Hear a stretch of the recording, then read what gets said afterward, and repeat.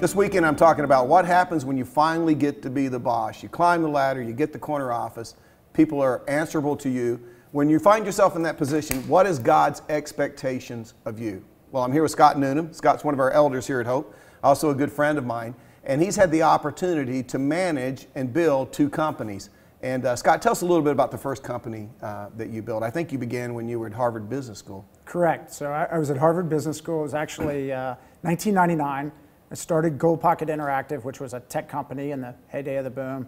And we ended up moving the company to Los Angeles and selling television technologies to all the television networks. And it was my first big run at managing 100 and some people in a tech company. And it grew, and God blessed it, and it became a big, big company, right? And eventually, you decided to sell it off. Someone bought you out. What happened? Correct. So the company was sold 6 years after we started it. And, it was one of those classic venture-backed companies. You grow it, and eventually you need to sell it and bring everyone the return on their money.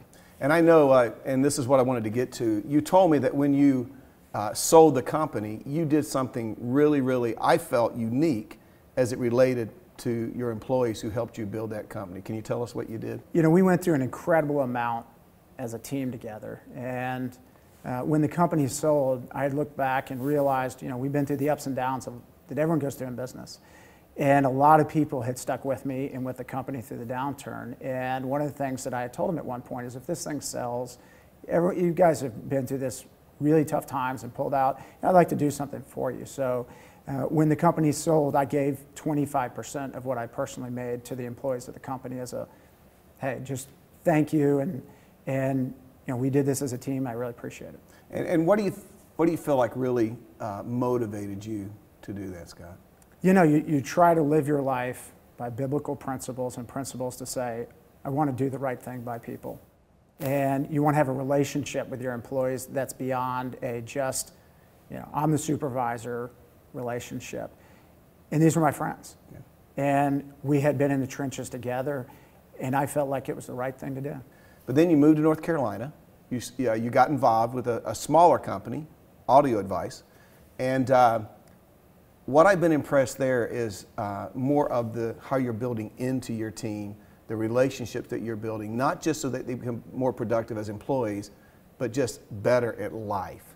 In fact, you shared with me one time that if someone leaves your company and they're not in a better place in 1 year, then you feel like you failed. Could you tell me what you mean by that? Sure. So if you look at Audio Advice generally, vastly different company than Gold Pocket. Gold Pocket's fast-growing startup. Audio Advice had been around 30 years before I even became president of the company. So most of the employees had been there 10 years plus. And I've had an incredible opportunity. One, I have a partner that believes with the same core values that I believe with. But when I look into the company, it was, how can we develop a relationship with people that's beyond just business? And a really good example, as you just pointed out, would be, does an employee feel like they can come to you and say, I'm not sure this is the right company for me. I think I need to be somewhere else. Or are they afraid that if they say that to you, they're going to be fired? And do you feel as an employer that you can say, I'm not sure you're in the right role without having someone leave the company? And what we've been spending a lot of time trying to do is to say, we want to have a trust relationship back and forth in the company, and feel that you can have those conversations. And even if someone wants to leave the company, it's our job to help them get to a better spot. And it's a failure if we don't.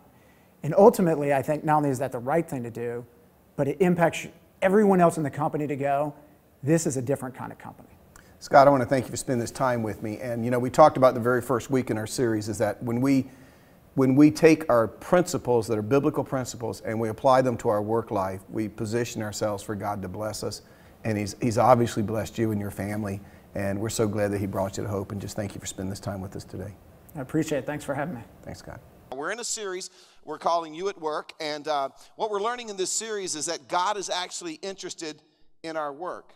I mean, whether you're a CEO, you're an investment banker, whether you're a computer programmer, you're stocking the shelves at Walmart, you're a bag boy at the Food Lion, whether you're a stay-at-home mom, God is very, very interested in how you're doing your job. In fact, we started this series by looking at a very interesting verse over in Colossians chapter 3, verse 23. This is what it said. It says, whatever. Whatever. And that's a very key word. That's a pretty encompassing word. Whatever you do, work at it with all your heart as working for the Lord. In other words, regardless of what your job is, God has called you, He has called me to do our jobs as if we're working for Jesus Christ, as if Jesus is actually our boss. And what we learned in that very first week is that God is more interested in how we do what we do than what we actually do. And I think a lot of people, I read the emails, I talked to many of us, we got all jacked up about that. We went to work that Monday thinking, I'm going to go to work today with a whole new attitude. I'm going to work as if Jesus Christ is my boss. I'm going to work as unto the Lord. And you found yourself throughout that day asking yourself, what would Jesus do in this situation? I mean, the alarm went off and you thought, wow, it was a rough weekend. I think I'll sleep another hour and maybe just go into late today. Nobody will really know. Nobody will notice. But then you thought, oh, but what would Jesus do? Well, he'd probably get up and go in on time. So you got up and you went on time. And then lunch came and you get an hour for lunch, but you had some errands to run and you had like 15 minutes to get back and get at your desk or whatever you were supposed to be doing. And you thought, man, I would really like to stop by the Golden Corral and just belly up to the trough for an hour or so, you know what I'm saying? But then you thought, well, what would Jesus do? Well, he'd probably drive through at Taco Bell and get a burrito and go on back to work, so that's what you did, you know? And maybe a client came in from out of town, the expectation was that you were going to take them to the strip club because that's what you've always done. You know, that's how you got their business. And you asked, what would Jesus do? And you thought, yeah, Jesus would probably take them to Kid City Live. So you brought them to Kid City Live instead of taking them to the strip club. You know, but let's be honest. I mean, we might be able to pull off that kind of intensity, working as if we're working for Jesus Christ, as if he's actually our boss. You know, we might be able to pull that off for a day or two, but it is really, really hard to pull it off consistently. By Wednesday or Thursday, the attitude has crept back in, and all of a sudden, you know, the gloves are off, and it's back to the old way of doing things. And then Donnie Peters, he didn't help us last week. He came along and he talked about balance. And by the way, is it just me? Doesn't Donnie sound just like Crush and Finding Nemo? I mean, I think he does voiceover somewhere. You go back and watch the movie, right? But Donnie spoke, and he did a great job talking about balance. How do we balance work in our personal life? How do we keep things in the right perspective? And where else in the world other than Hope Community Church can you go and one of the applications be choose to cheat? I mean, now if you were here, you understand the perspective. If you weren't, you should go home and listen to his message online. But basically he says you're going to cheat somewhere in life. You're either going to cheat work or you're going to cheat your family or the people or the things that are most important to you. You've got to make these decisions what your priorities are going to be. And my guess is a lot of people left those messages that last weekend and you went home and think, man, things have to change. I need to be spending more time with my spouse. I need to be spending more time with my children. I need to be spending more time doing work for the kingdom. I'm going to have to make some adjustments. And maybe you were able to do that for a day or two. But you know what? The pressures begin to creep back in and you realize it's really, really hard to do these kinds of things consistently. So we realized, man, we need some incentive to live this way. So here's the incentive we discovered. When we do our job as if we're actually working for Jesus Christ, we then position ourselves to be blessable.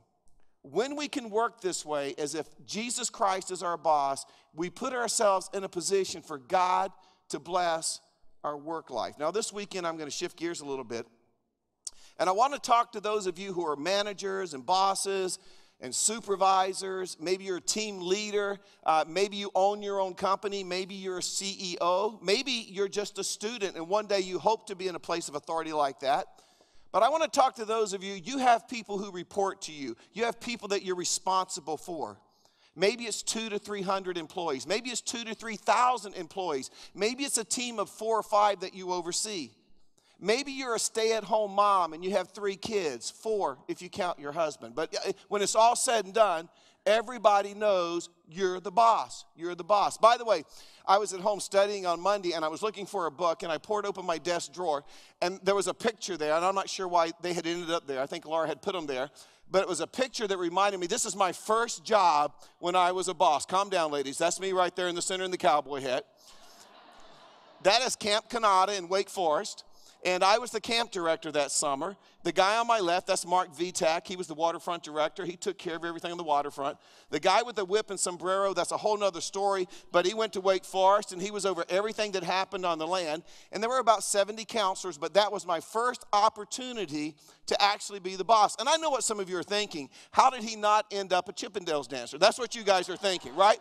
And I will tell you this, I still have the cowboy hat and the shorts, and yet every once in a while Laura asks me to pull them out. But I'll say more about that in our marriage and parenting seminar and sermon series I'm going to do later on down the road. Now get that picture out of your mind. Let's get back to what we want to talk about. Here's the question I want to address over the next few minutes.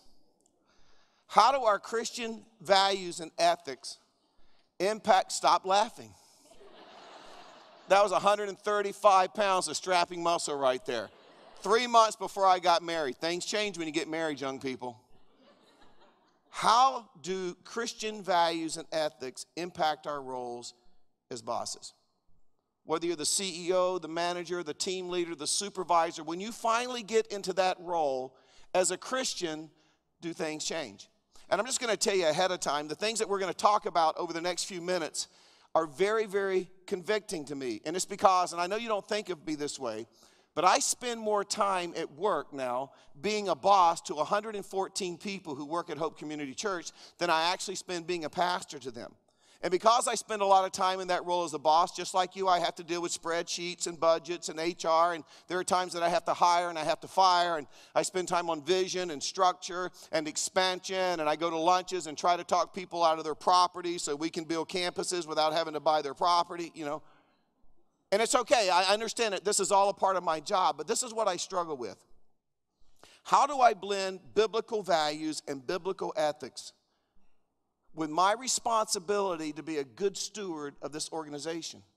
Because when you think about it, maybe you've never thought about it this way, in a sense, all of you are stockholders, all of you who give, you're stockholders at Hope Community Church. I mean, you go to work, you work really hard, then you come back here and you invest your hard-earned money here, and you expect to see results. And when it's all said and done, I know at the end of the day, the buck stops with me. I get that. Now, sure, I have a board of elders. They're like a board of directors. That's who I'm accountable to. But I know this. If the train comes off the rails, if things begin to unravel, you're going to begin to look to me for answers. So as the boss of this place, I have to make sure every week that as a staff we're producing. As much as we would like to, we can't just sit around and read the Bible. As much as we would like to, we can't just sit around and pray. We've got to get stuff done. In fact, I believe that there's a couple of reasons that God has really blessed Hope Community Churches. This is the first one. We are really, really good stewards of our resources. Now, part of the reason is we have to be because you're such lousy givers. I'm just going to be honest with you. The average adult at Hope gives about half annually of what the average church person does anywhere else in America. So you guys don't give very well. So we've had to really figure out how do you squeeze a dollar and get the most out of it. So we've become really, really good stewards of our resources. But I think the second reason that God has blessed us is we as a staff, we have a staff here who's really, really good at producing. We have a staff who understands what it takes to get the job done. So my job during the week is to make sure that that continues. But you got to understand, the tension I face as a boss is different than the tension you face as a boss. Because, yeah, I'm the boss to 114 staff members, but at the same time, I'm still their pastor. How would you like to get fired by your pastor? I mean, you want to talk about turning somebody's world upside down. We're a nonprofit. We don't pay unemployment tax. So if you work at Hope and you lose your job, you don't get unemployment. You're basically out in the cold. Now, I don't know if my staff knows that, but now that they know that, I think they're going to work a little harder, right? Maybe that's a good thing. Hey, if I fire you, are you going to go to the church where your pastor fired you? Well, think about the implications of that. That's where your friends are. That's where your children are connected. That's where your small group is. If I have to let you go, it is going to turn your world upside down. So this is constant tension I live in. How can we be task-oriented? How can we be goal-oriented? And how can we love people the way the Bible calls us to love people at the very same time? And that's not just my problem because I happen to be the boss of a church. As we're going to see this weekend, God has given all of us, every one of us who's in a supervisory position, the responsibility of bringing our Christian values, our Christian ethics to bear on how we care for those who God has entrusted to our care for the time that they're in our care. In fact, we're going to see that we have a spiritual responsibility that goes beyond industry expectations. It goes beyond company standards. And let's be honest, when you find yourself in that tension, it's not always easy to sort those kinds of things out. It's not always so clear where the line actually is. But what we're going to see over the next few minutes is this. God has called those of us who are bosses or managers or owners or CEOs or supervisors to give to the people who work under our authority more than what the typical boss in society, the typical boss in our culture is going to give them. For those of us who are followers of Jesus Christ, God has raised the standard. He's called us to give them more than just paychecks. He's called us to give them more than just benefits. It's more than them just giving us their time and their skills, and then in exchange, we give them some money and some benefits. And it's because of this. God has a whole different way of thinking about employment than what we're accustomed to. God has a whole different way, a whole different perspective on the employer-employee relationship than what culture would have us believe. Now, Paul's going to help us with this. If you have your Bibles, let's go over to Colossians chapter 4.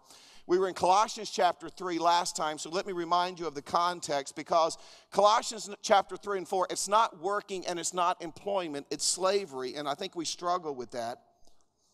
And the reason we struggle with that is because we don't really understand slavery from a first century context. I mean, when we think of slavery, we immediately think the Civil War, right? But understand in Paul's day, it was a completely different situation, and it's very, very complicated, and we can't get into it this weekend. It was a multi-generational thing. In fact, it was so much a part of the culture, I think Paul knew that it was a waste of time to even talk about why there shouldn't be slavery.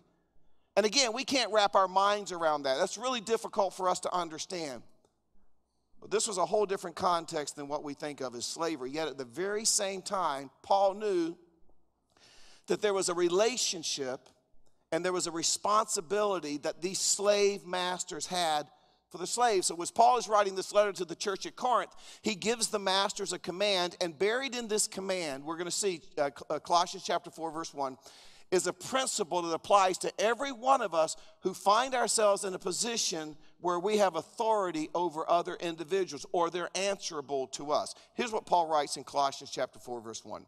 Masters, provide your slaves with what is right and fair. Now, you may read right past that and go on, but you got to understand that was a shock to a first century slave owner, because there was already an industry expectation as to what you did for your slaves.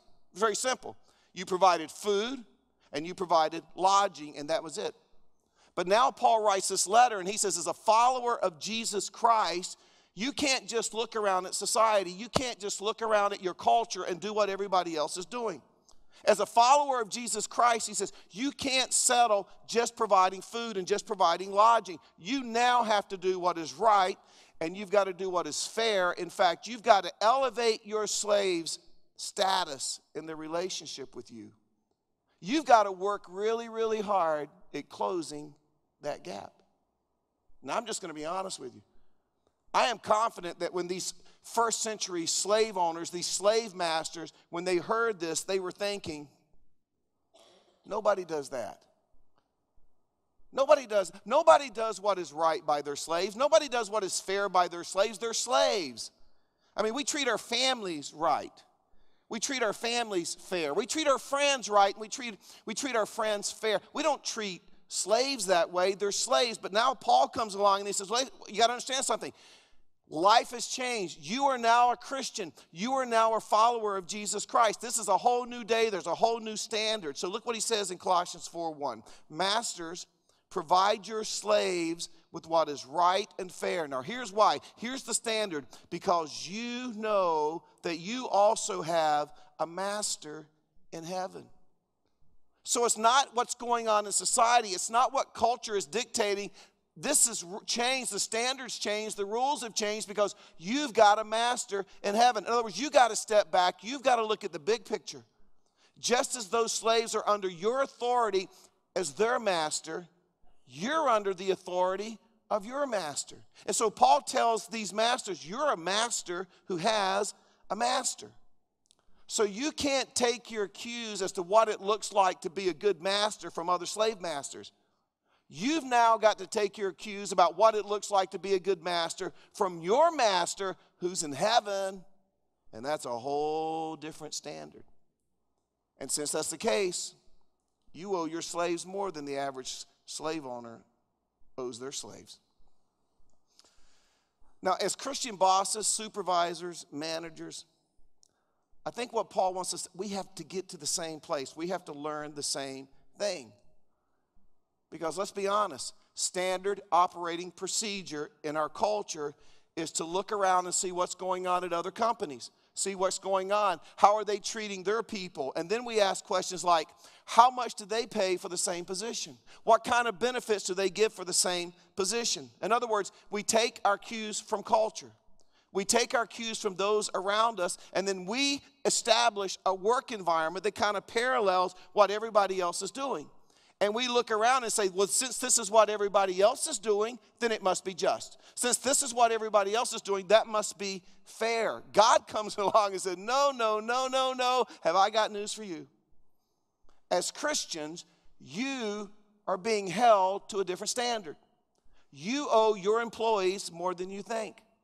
In other words, it isn't just about you giving them a paycheck. It's not just about you giving them benefits. And the reasons it's not just about a paycheck and a benefit is because you have a master in heaven. You have a boss in heaven. And as a Christian, you have to learn from your boss who's in heaven how to treat the people who are under your authority. And I know what some of you are thinking because you've been command and control. You've been the big dog for so long. You've been in the corner office. People respect you. When you say jump, how high, all of a sudden you hear something like this, and it's that, and this is what you're thinking. Nobody does that. I'm not even sure how that would work. In fact, I'm not even sure what that would look like. And I think God's response is, it doesn't matter. It's your responsibility. We'll figure it out together. But you can't fall into the trap of just doing what everybody else is doing in your industry. You can't just fall into the trap of doing what everybody else is doing in your company because you have a greater responsibility than they do. You have a broader responsibility to your fellow man than they do. And you're responsible to provide for the people who work for you what is right and what is fair, and here's the kicker, as God defines what is right and what is fair. In other words, this goes beyond policies. This goes beyond procedures. This goes way beyond the company handbook. We're held to a different standard. As Christians, we're to bring a different expectation to the marketplace. We're to bring in a whole different way of treating the people who find themselves under our authority. Now, here's the big question. How do we do that? And what would that look like? And I guess I could sit up here this weekend and give you 20, 25 suggestions of what you could go out of here and implement next week so that you could begin to live this out.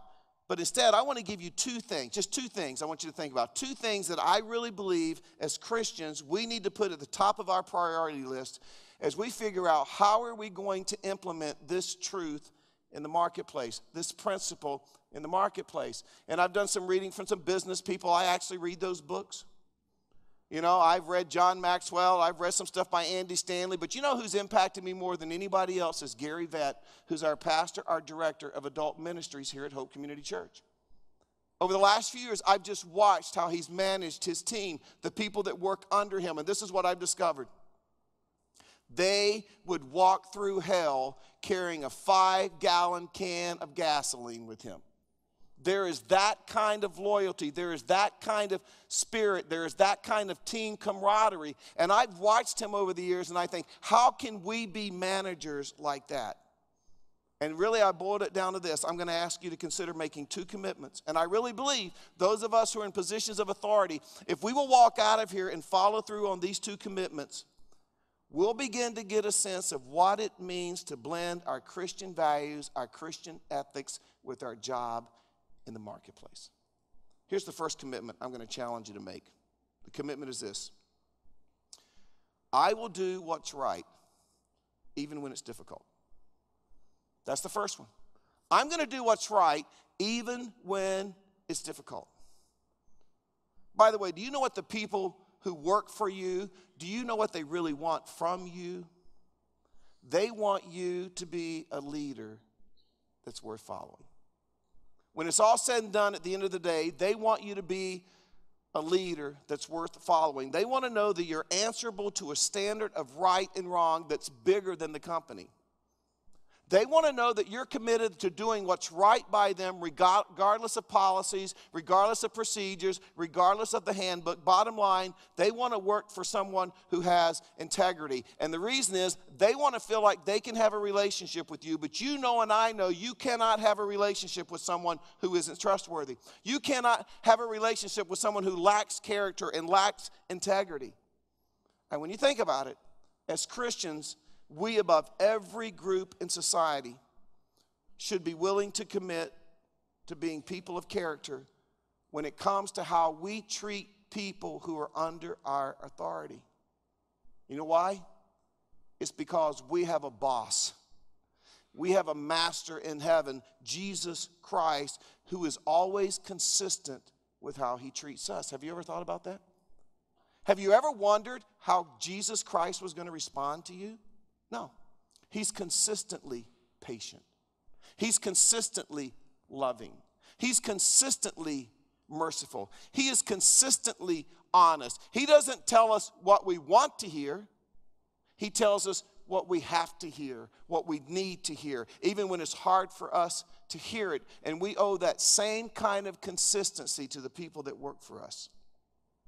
Now, again, you're going to have to figure out what this looks like in your position, in your industry, in your company. But I will say this idea of character and integrity, becoming someone who is trustworthy, for some of you, it's not going to happen overnight. Because you're going to have to show up at work on Monday with a whole new attitude. And when you show up at work on Monday, you're going to have to undo a lot of the damage that you've created. And for some of you, it's going to be a lot of work. James Froude, he's an English historian. I came across this quote. He says, "You cannot dream yourself into character. You must hammer and forge yourself one." In other words, it takes work to build your character, and it takes even more work to rebuild your character. So some of you, you've got some things you've got to go back to work and you've got to begin to fix. You've got to begin to repair, because right now the way you're treating those who are under you would not be a way that is acceptable to your master who is in heaven. John Maxwell, I read this quote this week. He says, "For starters, good character is built on a good heart."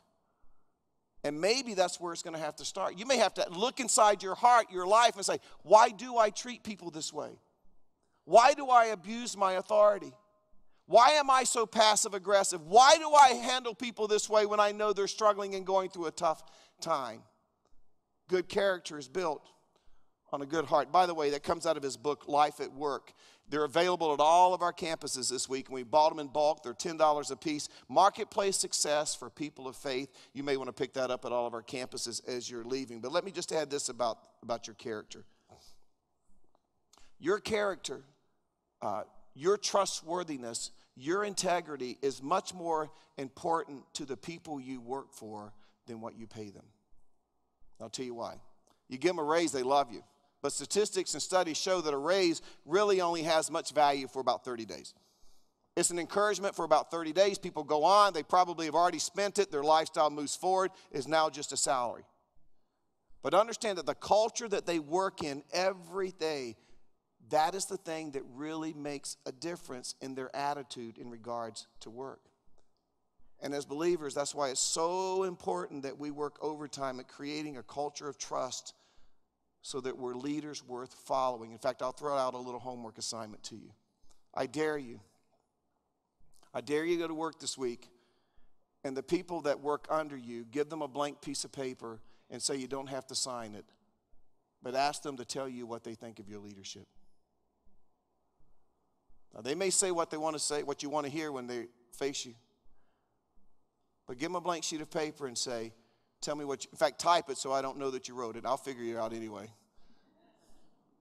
What do you really think about my leadership? It may be the greatest lesson about your character and integrity that you've ever received in your life. But at least you know where you are and what you have to deal with and what needs to change. Here's the second commitment I'm going to ask you to make. I will commit to developing those who work under me.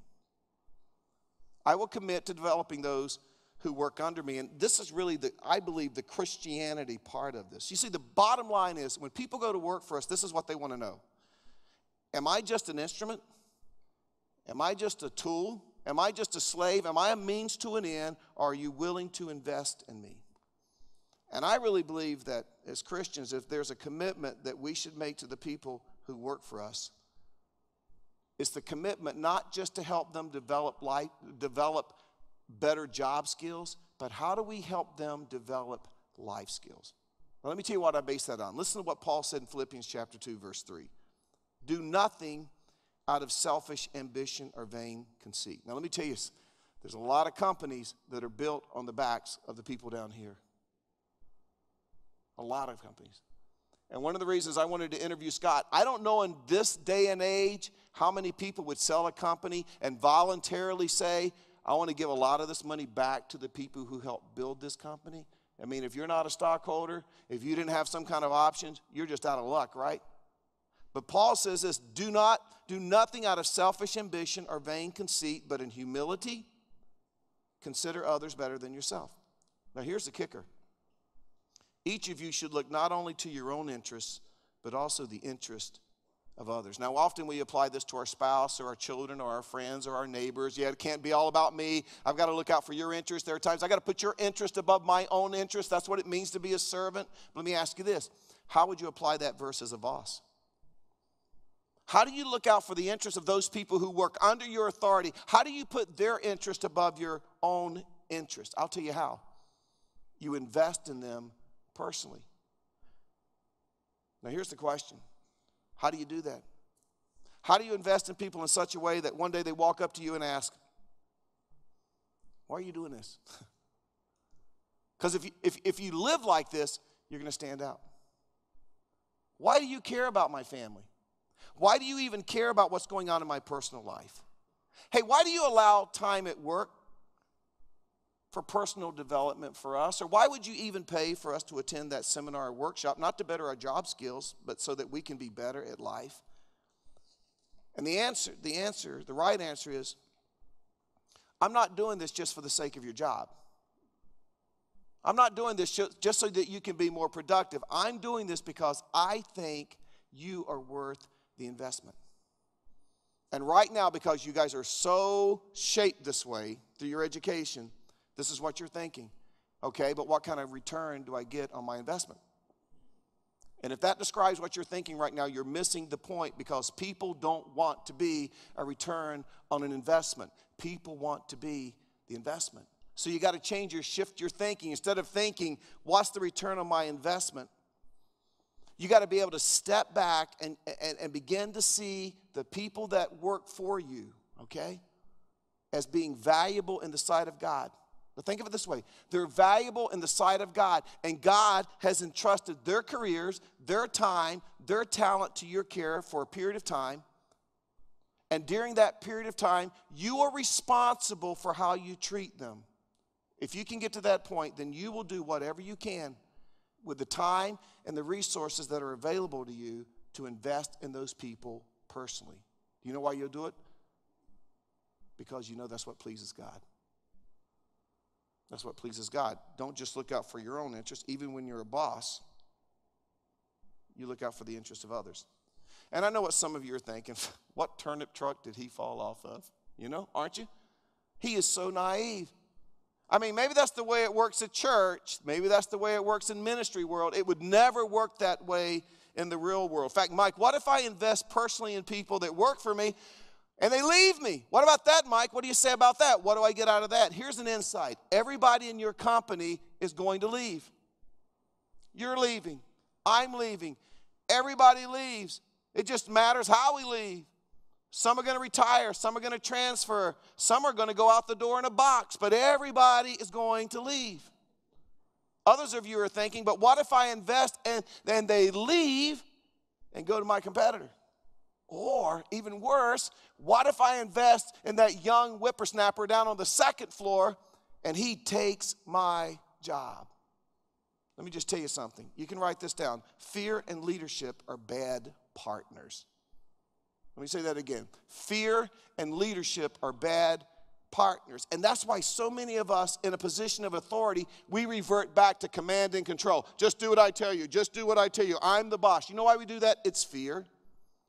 And you can lead out of fear. You can be all about command and control. Or you can go to work on Monday and demonstrate a whole new way of leading in your company by recognizing fear, setting it aside, saying, God, you know that if I invest in these people personally, they may take advantage of me. I mean, they may be here for a year, 18 months, get all the goodies they can get and go somewhere else.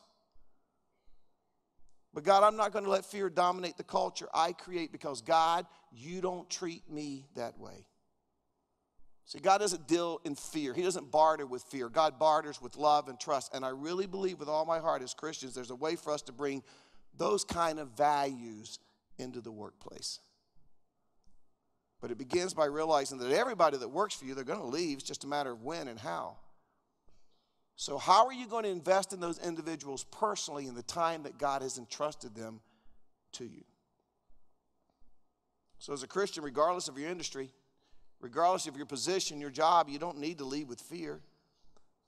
You just need to find a way to invest in the people that God has entrusted to you, not because that's what everybody else is doing, not because you might get something out of it, but because as Christians, according to Paul, we have a master.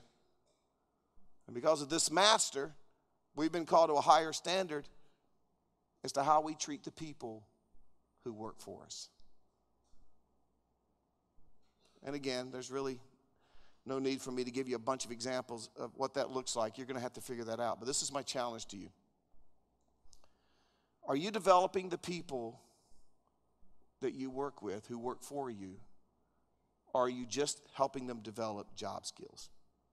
When I interviewed Scott, one of the things I loved, he said, if I have to let someone go, because he told me one time, sometimes you just have to let people go. It's just not the right fit. But this is what he told me. He says, if they're not better off in a year, if they're not happier, if they're not more fulfilled, then I didn't do my job getting them prepared for the future. Now, let me just say, that's not operating out of fear.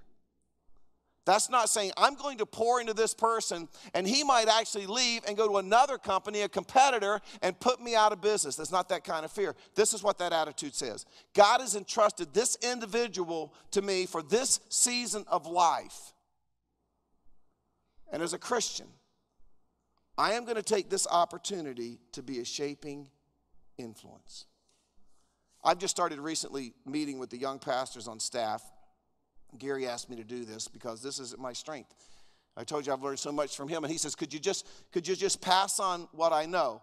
And so our meetings are really short. They last like 3 minutes. They don't last long. But this is what I'm learning. It really doesn't have anything to do with job performance. It has a lot to do with life performance. And as I sat around that table with them a couple of weeks ago, I realized as I'm looking at them, what an incredible, sharp group of young men that I now get to invest in. And you know what I realized? Some of them are going to leave me. Some of them are going to see other opportunities. God's going to call them to other places. And I got to tell you, for years, that was probably my biggest fear. And again, that goes back to my own security. But some of them are going to leave. They're going to go to other churches. They're going to go to other ministries. But now I look at that, and this is what I think. I will be so proud. Because this is what I realize now. If in any way God can use my life experience to somehow shape and impact their life, as they go on and begin to shape and impact other people's lives, indirectly God has used me, even in another ministry. I'll give you an example. Jeff Ramsey is one of the first people I ever hired here at Hope. We were maybe 200 people when he came to me and he said, I'd like to be the youth pastor. And he had a non-compete clause from another company. He came out of a software business. He didn't need a salary, but we paid him a whopping $20,000 a year to be our youth pastor. And he grew and he grew and he matured and he became a great teacher. And in fact, we just kind of had this father-son mentoring relationship. He named his first child after me, Michael. 10 years old. He'll be 10 years old, Jeff just told me this week. And then a few years after Jeff had been with us, him and Jason Gore, Jason's back on staff with us now, they took about 150 of our sharpest and brightest young adults, and they went down to downtown Raleigh, and we blessed them with a bunch of money to start another church. Well, this week he was back visiting, having a meeting, because we're partnering together to do some things in the community and in the world. And then he came up to my office afterwards, and we just sat there for a while. And over just a few minutes, I can't tell you how many times he said, I'll never forget one time you told me, or one time you said, or one time I heard you say in a staff meeting. And what I realized was some of the things that I'd invested in him without even realizing that I was investing in him, he's now taking and he's using in the ministry that God has called him to. And I got to tell you, as I sat there and I listened to him, there was a sense of satisfaction from the Holy Spirit I cannot even begin to describe to you. And I think that when we can get there with whatever our careers are, when we can live that way as bosses, I think this was God's response. I think maybe God looked at me and thought, who would have ever thought that old redneck that had the audacity to wear those tight little shorts would ever get to this place? But he finally gets it. And maybe he even applauds a little. But see, when we get there, we've positioned ourselves for God's blessing in our life. I mean, you want to talk about leaving a legacy. Does it get any better than that? So be a person of integrity. Invest personally in the lives that God has entrusted to you. Use the opportunity to have a shaping influence in their life, possibly for the kingdom, and then trust it to God. Just trust it to God. Let's pray. Father, thank you. Thank you that this is how you treated the disciples. You pulled them together for 3 years. You poured your life into them, and you said, now go, go, go. You can do it, go. And with your direction and tutelage, they went out and they began to change the world. And Father, we have that opportunity in those who find themselves under authority. I wonder how many people are excited to come and work for us, and how many people dread every day they have to come and work for us. Remind us that as Christians, we're called to a different standard. We're held accountable by a master, and because of the way he treats us, we're to treat others differently also. Not just looking out for our own interest, but the interest of others. Help us apply these things, these truths, these principles, Father, through your Holy Spirit, so we'll do the right thing by them. In your name we pray. Amen.